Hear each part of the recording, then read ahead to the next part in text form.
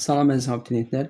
Bildiyiniz kimi 16-29 aprel tarixlərində Dövlət İmtahan Mərkəzi tərəfindən ali təhsil müəssisələrinə qəbul imtahanının ikinci mərhələsinin birinci cəhdi üçün qeydiyyat elan edilmişdir və hal-hazırda həmin qeydiyyatın bitməsi üçün son 3 gün qalır.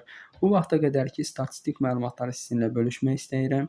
Bilirik ki, 18 fevral 5 mart tarixlərində 104.371 abituriyent elektron ərizəsini təsdiq edərək ali təhsil müəssisələrinə qəbul imtahanında iştirak etmək istədiyini bildirmişdir.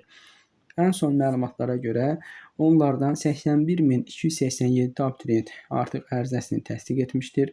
Bunlar birinci ixtisas qrupu üzrə 28.870, ikinci ixtisas qrupu üzrə 23.373, üçüncü ixtisas qrupu üzrə 23.272, dördüncü ixtisas qrupu üzrə isə 5.772 olaraq bölünmüşdür.